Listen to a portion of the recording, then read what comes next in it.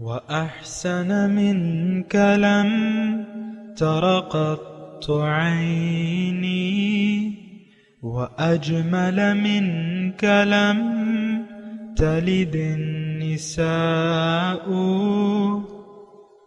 خلقت مبرأ من كل عيب خلقت مبرأ من كل عيب كأنك قد خلقت كما تشاء كتاب أنزلناه إليك مبارك ليدبروا آياته وليتذكر أولو الألباب۔ یہ کتاب برکت والی ہے جسے ہم نے آپ کی طرف نازل فرمایا ہے تاکہ دانش مند لوگ اس کی آیتوں میں غور و فکر کریں اور نصیحت حاصل کریں۔ اللہم صلی علی سیدنا محمد وعلی آل سیدنا محمد بعدد کل ذرۃ مئۃ الف مرۃ۔ سامعین و ناظرین کرام، السلام علیکم ورحمۃ اللہ وبرکاتہ۔ سامعین کرام، سورہ حامیم سجدہ آیت نمبر 51-52۔ آج کا موضوع، کیا ہم نے حق پر عمل نہ کرنے کا عزم کر رکھا ہے؟ اس کے ساتھ سامعین کرام آج کے سبق کا آغاز کرتے ہیں۔ سب سے پہلے گزشتہ سبق کا اعادہ ہوگا۔ وَلَئِنْ أَذَقْنَاهُ رَحْمَةً مِنَّا مِن بَعْدِ ضَرَّاءَ مَسَّتْهُ لَيَقُولَنَّ هَذَا لِي وَمَا أَظُنُّ السَّاعَةَ قَائِمَةً وَلَئِن رُّجِعْتُ إِلَى رَبِّي إِنَّ لِي عِندَهُ لَلْحُسْنَى فَلَنُنَبِّئَنَّ الَّذِينَ كَفَرُوا بِمَا عَمِلُوا وَلَنُذِيقَنَّهُم مِّنْ عَذَابٍ غَلِيظٍ۔ اور اگر ہم اسے اپنی جانب سے رحمت کا مزہ چکھا دیں اس تکلیف کے بعد جو اسے پہنچ چکی تھی، تو وہ ضرور کہنے لگتا ہے کہ یہ تو میرا حق تھا اور میں نہیں سمجھتا کہ قیامت برپا ہونے والی ہے، اور اگر میں اپنے رب کی طرف لوٹایا بھی جاؤں تو بھی اس کے حضور میرے لیے یقیناً بھلائی ہوگی۔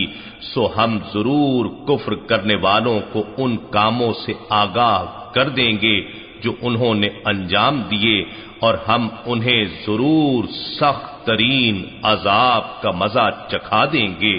سامعین کرام، سورہ حامیم سجدہ آیت نمبر 51، لفظی ترجمہ: وَإِذَا أَنْعَمْنَا عَلَى الْإِنسَانِ أَعْرَضَ، اور جب ہم انسان پہ نعمت کرتے ہیں وہ رخ پھیر لیتا ہے۔ اعرض، منہ پھیر لیتا ہے۔ وَنَأَىٰ بِجَانِبِهِ، اور پہلو تہی کرتا ہے۔ منہ موڑ لیتا ہے، اعرض منہ موڑ لیتا ہے، بناء اور بدل لیتا ہے اپنا پہلو۔ وَإِذَا مَسَّهُ الشَّرُّ، اور جب اسے کوئی برائی پہنچتی ہے، فذو دعائن عریض، تو لمبی چوڑی دعاؤں والا بن جاتا ہے۔ سامعین اکرام، گزشتہ جو دو اسباق ہیں اس کے ساتھ اس کا رابطہ ہے اس آیت کا، اور اس میں اللہ تعالیٰ نے انسان کی بے رخی، اپنے سے بے رخی بتا رہے ہیں۔ دیکھیں، اللہ تعالیٰ کی یاد جو ہے ہمارے ضمیر میں ہے۔ ہماری جو فطرت ہے وہ رب کی طرف رجوع جو ہے وہ ہمارے ضمیر میں ہے۔ یہ الگ بات ہے کہ بعض لوگوں کے رویے جو ہیں پھر مختلف ہو جاتے ہیں۔ یعنی آپ نے اگر دیکھا ہو، یعنی گزشتہ جو وہ تھا وَإِن مَسَّهُ الشَّرُّ فَيَئُوسٌ قُنُوطٌ، یعنی یہ دو قسم کے لوگوں کا تذکرہ ہے۔ مثال کے طور پہ کہ پہلے میں ہے 49 نمبر آیت میں، جب اس کے کوئی تکلیف پہنچتی ہے تو وہ مایوسی اور نا امیدی کا شکار ہو جاتا ہے۔ اور یہاں وہی انسان اگرچہ مایوس تو ہے، لیکن یہ ہے کہ وہ ساتھ لمبی چوڑی وہ تقاضائے فطرت کے تحت لمبی چوڑی دعائیں بھی کرنے لگتا ہے۔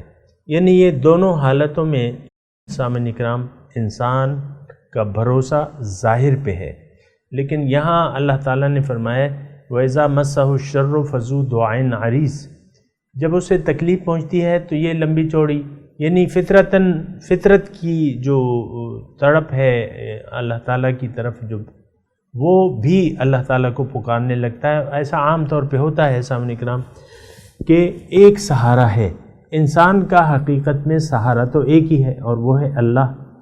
اب انسان اگر یعنی اپنا رخ اس نے اللہ تعالیٰ کی طرف سے پھیر بھی لیا، ظاہری طور پہ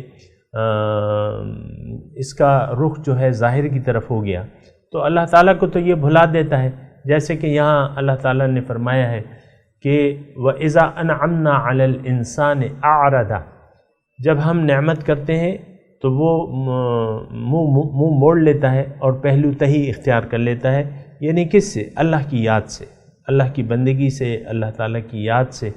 لیکن اسی انسان پہ جس نے اللہ کو بھلا دیا، لیکن اگر کوئی مصیبت آتی ہے تو اللہ تعالیٰ فرما رہا ہے فَذُو دُعَاءٍ عَرِيضٍ، ایک تو یہ ظاہری طور پہ مایوس بھی ہو جاتا ہے اللہ پہ اس کا بھروسہ تو نہ پہلے تھا نہ اب ہے، لیکن وہ فطرت کی جو پکار ہے، اللہ کی جو تڑپ ہے جو ہماری خمیر میں ہے، تو اس کے تحت وہ پھر پکارنے لگتا ہے فَذُو دُعَاءٍ عَرِيضٍ، اللہ تعالیٰ کی طرف رجوع کر لیتا ہے، اور یہ باقی اس کو بھول جاتا ہے پھر، یعنی باقی بتوں کو بھول کے اللہ کو پکارنے لگتا ہے۔ میں آپ کو ایک اس میں واقعہ بھی سناؤں۔ حضرت عدی ابن ابی حاتم، نہیں عدی وہ اس کے تھے اکرمہ، حضرت اکرمہ بن ابی جہل کا واقعہ ہے۔ وہ یعنی کافر مشرک تھے اور فتح مکہ تک ایمان نہ لائے تھے، یہاں تک کہ حضور صلی اللہ علیہ وسلم تشریف لے آئے اور ان کو مہلت دے دی کہ بھئی سوچ سمجھ لو ورنہ یہاں سے چلے جاؤ۔ تو بہت سے لوگ جو ہے وہ جانے لگے، جو مشرکین اسلام قبول کرنے پہ آمادہ نہیں تھے وہ جانے لگے، تو ان میں سے حضرت اکرمہ بھی تھے، اکرمہ بن ابی جہل۔ تو راستے میں سمندر تھا، یہ لوگ جہاز میں بیٹھ گئے، بادبانی کشتیاں ہوتی تھیں اس وقت، انجن والی تو نہیں تھی، جو بھی ہے ابھی انجن والی بھی ڈوب جاتی ہیں، ایسی تو کوئی بات نہیں ہے۔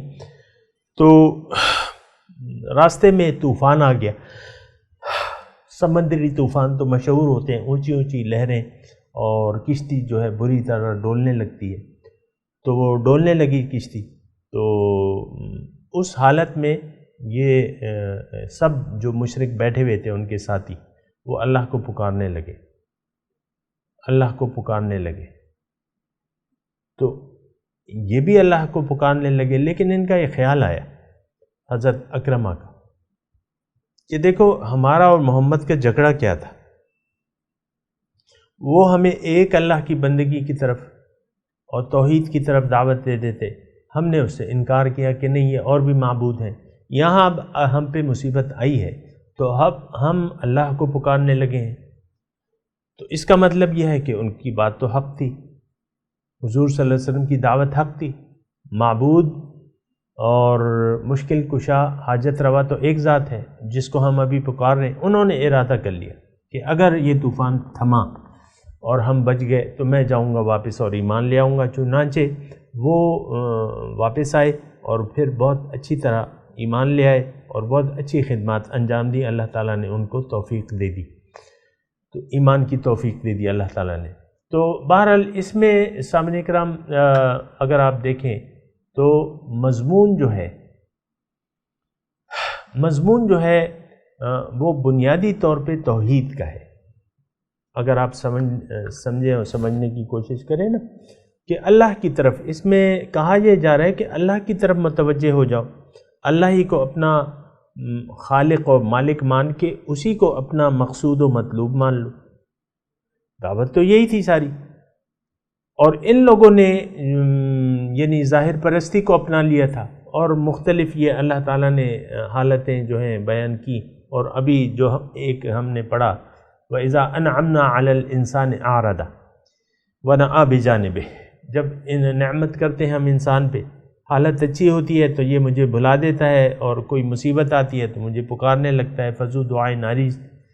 تو اب دوسری آیت قُلْ أَرَأَيْتُمْ إِنْ كَانَ مِنْ عِنْدِ اللَّهِ، آپ ان سے کہہ دیجئے کہ دیکھو اگر یہ اللہ کی طرف سے ہے، ثُمَّ كَفَرْتُمْ بِهِ، یعنی یہ کیا، یہ دعوت حق اللہ کی طرف سے ہے کہ ایک اللہ کی بندگی شروع کر دو، اور تم اس سے انکار کرتے ہو، ثُمَّ كَفَرْتُمْ بِهِ ممن اضل، تو کون گمراہ ہوگا اس شخص سے، ممن اس شخص سے، ہوا فی شقاق بعید، جو دور کی مخالفت میں پڑا ہوا ہے۔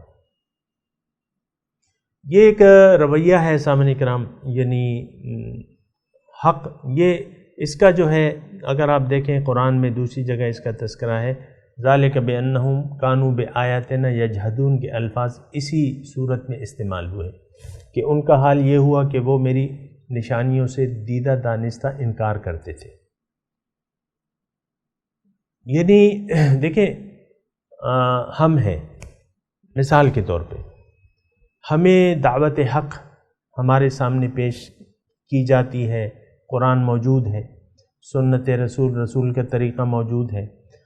اب ان کا مطالبہ، اللہ کے رسول کا مطالبہ ہم سے یہ ہے کہ اللہ کی طرف، اللہ کو منزل بنا کے اللہ کی طرف چلو اور اللہ کو الہ واحد تسلیم کر لو، یہی مطالبہ ہے نا، ان استغفروا ربکم ثم توبوا الیہ، کہ اپنے غلط مقاصد زندگی سے معافی مانگو اور پھر اللہ تعالیٰ کی طرف رجوع کر لو۔ لیکن اگر کوئی رجوع کر لیتا ہے، یعنی اگر کوئی پیغمبر کی بات کو نہیں مانتا، مثال کے طور پہ پیغمبر کی دعوت 3 بنیادی باتوں پر مشتمل ہے سامعین کرام، جو کہ قرآن کے مرکزی مباحث ہیں، توحید، رسالت اور آخرت۔ پیغمبر جو ہے ہمیں توحید کی بھی دعوت دیتا ہے، کہہ دو کہ لا الہ الا اللہ، پھر کہہ دو کہ محمد رسول اللہ، اور اس بات کے قائل ہو جاؤ کہ دنیا یہ نہیں ہے، موت کے ساتھ دنیا کا اختتام نہیں ہوتا بلکہ ایک نئی زندگی شروع ہوتی ہے۔ یعنی مرنے، حضور صلی اللہ علیہ وسلم فرمائے نا کہ لوگ سو رہے ہیں، جب یہ موت آئے گی یہ جاگ جائیں گے۔ تو 2 زندگیوں کا تصور دیا ہے اللہ کے رسول نے ہمیں، کہ یہ زندگی جو ہے یہ تو عمل کے لیے ہے، جد و جہد کے لیے، اس کے بعد دوسری زندگی تو ہے وہ تو جزائے اعمال ہوگی، اور مرنے کے بعد تم دوبارہ زندہ کیے جاؤ گے۔ یہ بھی ہمیں رسول نے صلی اللہ علیہ وسلم انہوں نے تصور دیا ہے۔ اب حق کیا ہے؟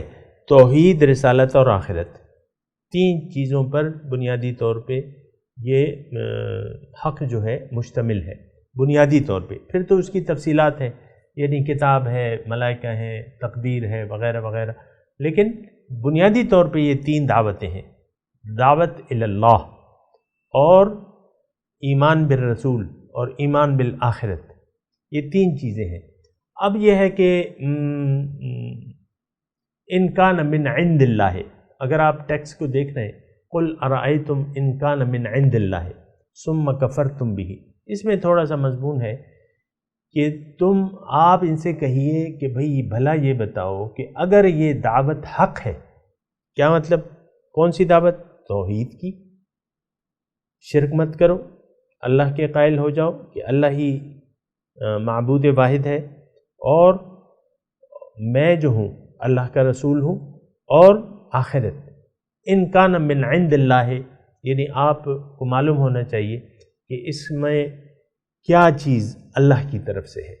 یہ دعوت حق جو ہے، یعنی اللہ کی پکار اور اللہ پر ایمان لانا اور حضور کی رسالت کا اقرار کر لینا اور پھر آخرت کا اقرار کر لینا۔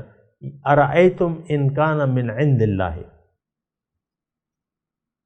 آپ سمجھ رہے ہیں؟ تھوڑا سا اگر ٹیکسٹ آپ کے سامنے ہو تو انشاءاللہ مزہ آئے گا آپ کو سمجھنے کے لیے۔ ان کان من عند اللہ، اگر یہ تعلیم اللہ کی طرف سے ہے، یعنی یہ پیغام، یہ میسج توحید، رسالت اور آخرت کا، اے انسان تم مجھے بتاؤ کہ اگر یہ اللہ کی طرف سے ہو جیسا کہ ہے، یعنی تم تو یہ شک میں مبتلا ہو نا، لیکن اگر واقعی اللہ تعالیٰ کی طرف سے ہو اور پھر تم اس سے انکار کر رہے ہو، ثم کفرتم بہ، پھر تم اس سے انکار کر رہے ہو، تو اب یہ ہے کہ اس انکار کا نتیجہ جو ہے وہ تو پھر تمہیں بھگتنا پڑے گا، کیونکہ حضور تو رسالت، وہ آخرت کی بھی تو تمہیں خبر سنا رہے کہ ان وعد اللہ حق فلا تغرنکم الحیات الدنیا، اور تم نے ان کے وعدے کو جھوٹا سمجھ لیا، اللہ کے وعدے کو معاذ اللہ جھوٹا سمجھ لیا، تو لیکن وہ سچا ہے، وہ تو سچا ہے، اللہ تعالیٰ فرما رہے۔ اور تو اب یہ ہے کہ تم نے تو انکار کر دیا محض اپنی ذاتی اغراض و مقاصد کے لیے، کہ بھئی میرے تو بہت یعنی وہ ہیں، میں تو مصروف آدمی ہوں، ان معاملات کے لیے میں فارغ نہیں ہوں۔ تو یہ ہوتا ہے سامعین اکرام، میں آپ کو کیا بتاؤں کہ یہ ایسا ہوتا ہے۔ حق کو، یعنی حق، آپ یعنی بعض اوقات داعی کو ایسے حالات کا سامنا کرنا پڑتا ہے کہ وہ دعوت الحق دیتا ہے، لیکن اگلا جو ہے اس کو ٹائم دینے کے لیے تیار نہیں ہوتا، اس کی بات کو سمجھنے کے لیے تیار نہیں ہوتا۔ بھئی میرے تو ابھی بڑے مہمان ہیں، بس کر لیں گے پھر اس موضوع پہ، پھر بعد میں بات کر لیں گے، ابھی جاؤ تم۔ تو ان ارأیتم ان کان من عند اللہ، یہ داعی الحق تو آپ کو آنے والے وقت سے خبردار کر رہا ہے، اور یہ تو آپ کی ایک نعمت ہے مثال کے طور پہ۔ تو اگر تم اس حقیقت سے انکار کر دو جو اللہ تعالیٰ کی طرف سے تمہیں بتائی جا رہی ہے، رسول تمہیں بتا رہے ہیں اور ایک حقیقت سے تمہیں آشنا کر رہے ہیں، اور وہ حقیقت تمہیں آن لے، یعنی وہ تم اس سے انکار کر دو اور اس کا جو یعنی وہ تم پہ آن پڑے، وہ عذاب آ جائے تم پہ، تو تم گمراہی میں، تو تم تو سب سے بڑے گمراہ ثابت ہوئے۔ من اضل ممن هو فی شقاق بعید، یعنی بعض اوقات یہ ہوتا ہے کہ انسان جو ہے سامعین کرام ذاتی، یعنی اس کی جو حیثیت ہوتی ہے معاشرے میں، وہ جھکنے کے لیے تیار نہیں ہوتا۔ مثال کے طور پہ میں یہ تو یعنی بنیادی طور پہ آپ دیکھ لیں کہ یہ جو میں مضامین بیان کر رہا ہوں اس کو لوگ سن رہے ہیں، میں آپ کو بیان کرتا ہوں کہ گھر میں آپ ایک دوسرے سے اچھا سلوک کریں، بیوی شوہر سے اور شوہر بیوی سے اچھا سلوک کرے، تو میں یہ کہتا ہوں، تو پھر یہ ہوتا ہے کہ یعنی عام طور پہ ایسا نہیں ہوتا کہ اگر ایک اچھی بات ہے ہم اس کو فوراً مان لیں، ہم سوچتے رہتے ہیں، یا بعض اوقات سوچتے بھی نہیں ہیں، ایک کان سے سن کے دوسرے کان سے نکال لیتے ہیں۔ یہ تو مجھے بھی پتہ ہے، آپ کو بھی پتہ ہے کہ لوگ حق یعنی سچی بات کو فوراً اس پہ عمل کرنے کے لیے تیار نہیں ہوتے، کسی خاص وقت کا انتظار کرتے رہتے ہیں کہ دیکھیں گے، ہو جائے گا، کر لیں گے، وہ وغیرہ وغیرہ۔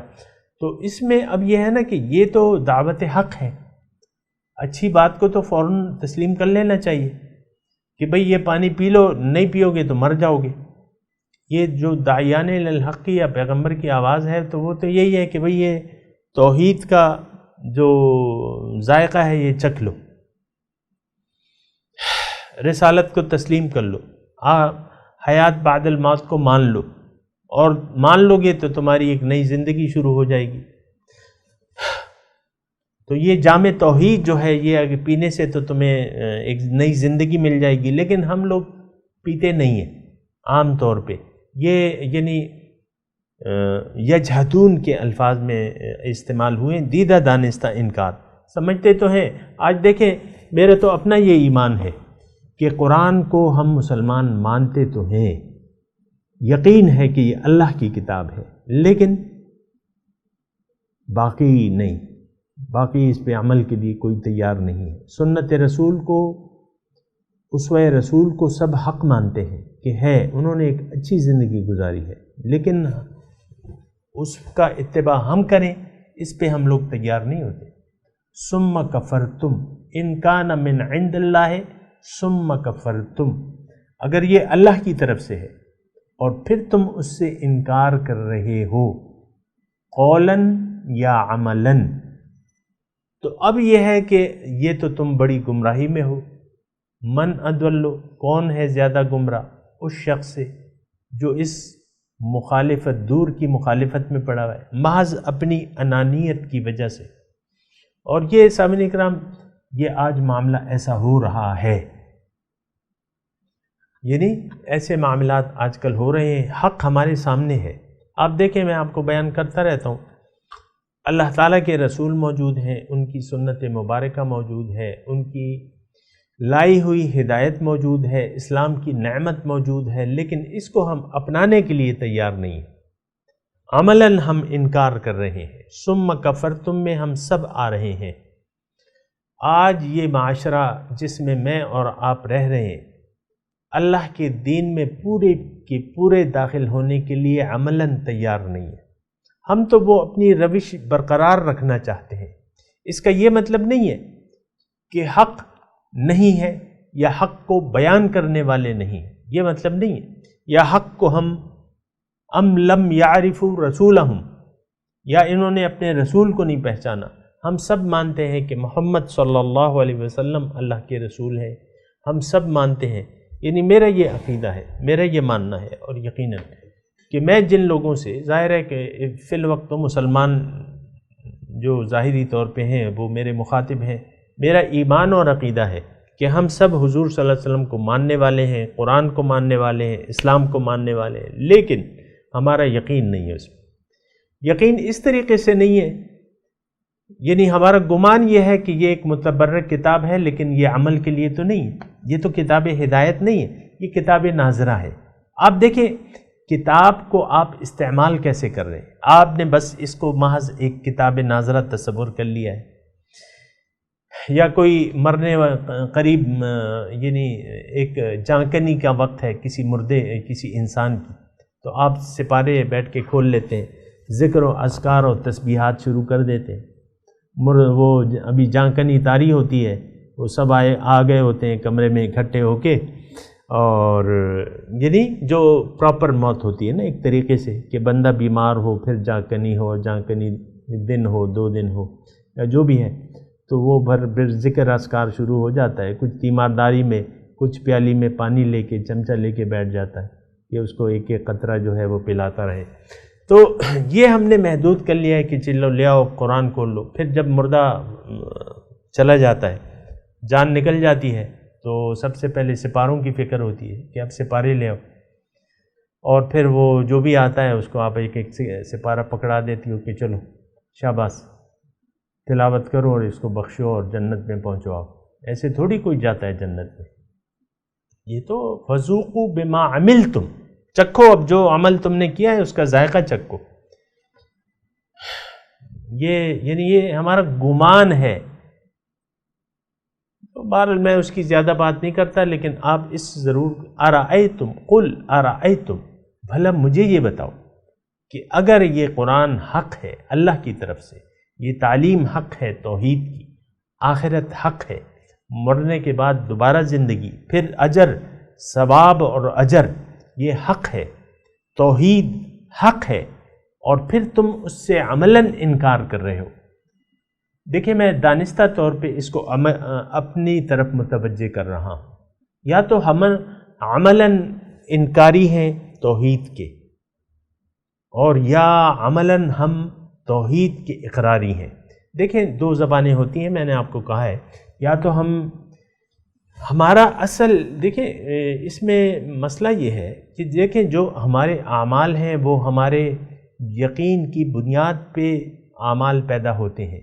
ہمارے اعمال جو ہیں اس سے ظاہر ہوتا ہے کہ ہمارا آخرت پر کوئی یقین نہیں ہے، ہمارا قرآن پر کوئی یقین نہیں ہے، ہوتا تو اس پہ عمل کرتے، ہمارا نبی کی اسوہ حسنہ پر کوئی یقین نہیں ہے، ہوتا تو پھر ان کی پیروی کرتے۔ آپ دیکھیں بہت سے لوگ، صبح ان کی ہوتی ہے داڑھی منڈوانے سے ہوتی ہے، پہلا جو کام ہوتا ہے وہ شیو ہوتا ہے۔ اب دیکھ لیں نا، بعض لوگ جو ہیں 2 مرتبہ شیو کرتے ہیں، خاص طور پہ مطلب میں یہ نہیں کہہ رہا داڑھی میں اسلام نہیں ہے، اسلام میں داڑھی ہے، لیکن میں آپ سے کہہ رہا ہوں کہ آپ ناشکری کے کاموں سے دن کا آغاز کرتے ہیں۔ تو اصل جو چیز ہے آپ کی زندگی ہے، اور یہ میں آپ کو ضرور کہوں گا کہ انسان جو بھی زندگی گزار رہا ہے اس کی بنیاد اس کے نظریات ہیں، وہ باطل ہیں یا صحیح ہیں اس سے بات نہیں ہے۔ ہر انسان کل یعمل علی شاکلتہ، ہر انسان اپنی شاکلہ کے مطابق زندگی گزار رہا ہے، اپنے ایک یقین کے مطابق زندگی گزار رہے ہیں۔ آپ دیکھ لیں جو اعمال ہیں اس سے آپ کے یقین کا پتہ چلتا ہے، جو آپ نے صورت بنا لی ہے اپنی اس سے آپ کے یقین کا پتہ چلتا ہے۔ میں یہ نہیں کہہ رہا کہ جو داڑھی والے ہیں وہ مکمل مسلمان ہیں، نہیں، یہ بات نہیں ہے۔ اصل جو چیز ہے وہ تو آپ کے اخلاق ہے، وہ آپ کے نظریات ہیں، وہ آپ کے عقائد ہیں، ٹھیک ہے؟ اس کی بنیاد پہ عمل سے زندگی بنتی ہے، جنت بھی جہنم بھی۔ لیکن یہ آیت خاص طور پہ غور کریں سامعین کرام کہ قُلْ أَرَأَيْتُمْ إِنْ كَانَ مِنْ عِنْدِ اللَّهِ، ہم سے اللہ مخاطب ہے کہ دیکھو اگر یہ حق ہے جیسا کہ ہے، اور اس کے نتائج کا تمہیں جب سامنا کرنا پڑے گا، اور اس دنیا میں بھی سامعین کرام میں آپ کو کہہ رہا ہوں کہ اس دنیا میں بھی ہمیں اپنے اعمال کے نتائج کا سامنا ضرور کرنا ہوتا ہے جزوی طور پہ، آپ کو میں نے بتایا ہے۔ تو اب یہ ہے کہ یہ شخص تو یعنی جان بوجھ کے ایک غلط نتائج کے راستے کا آپ انتخاب کر لیتے ہیں، تو آپ سے گمراہ تو کوئی نہیں ہے۔ ایک راستہ جہنم کی طرف جاتا ہے، آپ اس راستے کو، انکار کا راستہ قولاً یا عمل یہ جہنم کو جاتا ہے، حق سے انکار کا راستہ جہنم کو جاتا ہے، حق سے اقرار کا راستہ، حق پہ عمل کا راستہ آپ کو جنت لے جائے گا، اس میں تو کوئی دو رائے نہیں ہے سامعین کرام۔ تو بہرحال یہ ساری باتیں ہیں، اس کو توجہ کی ضرورت ہے۔ میں تلاوت کرتا ہوں، میرے ساتھ دہرائیے۔ اعوذ باللہ من الشیطان الرجیم، بسم اللہ الرحمن الرحیم۔ وَإِذَا أَنْعَمْنَا عَلَى الْإِنسَانِ أَعْرَضَ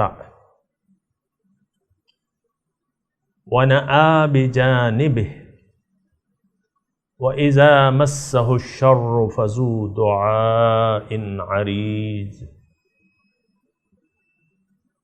قُلْ أَرَأَيْتُمْ إِنْ كَانَ مِنْ عِنْدِ اللَّهِ ثُمَّ كَفَرْتُمْ بِهِ مَنْ أَضَلُّ مِمَّنْ هُوَ فِي شِقَاقٍ بَعِيدٍ۔ ترجمہ سنا دیں۔ اذا انعمنا علی الانسان، اور جب ہم نعمت کرتے ہیں انسان پہ، اعرضا وہ رخ پھیر لیتا ہے، ونأى بجانبہ اور وہ پہلو تہی کرتا ہے، واذا مسہ الشر اور جب اسے کوئی تکلیف پہنچتی ہے، فذو دعائن عریض لمبی چوڑی دعائیں کرنے لگتا ہے۔ قل ارائیتم آپ ان سے کہہ دیجئے بھلا بتاؤ، ان کان من عند اللہ اگر یہ اللہ کی طرف سے ہے، ثم کفرتم بھی پھر تم نے اس سے انکار کر دیا، من اضل ممن هو فی شقاق بعید کون ہے زیادہ گمراہ اس شخص سے جو دور کی مخالفت میں پڑا ہے۔ اب ان آیات کی تلاوت اور ترجمہ سنتے ہیں۔ وَإِذَا أَنْعَمْنَا عَلَى الْإِنسَانِ أَعْرَضَ وَنَأَىٰ بِجَانِبِهِ وَإِذَا مَسَّهُ الشَّرُّ فَذُو دُعَاءٍ عَرِيضٍ۔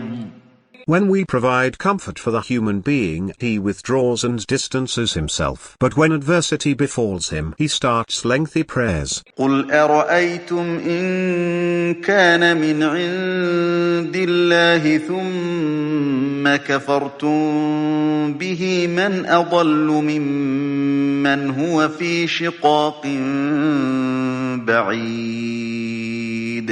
Say, have you considered if it is from God and you reject it, who is further astray than he who is cut off and alienated? سامعین اکرام، اس کے ساتھ ہی آج کے درس کا وقت اختتام کو پہنچا۔ اگلے درس میں انشاءاللہ ملاقات ہوگی۔ وآخر دعوانا ان الحمد للہ رب العالمین، والسلام علیکم ورحمۃ اللہ وبرکاتہ۔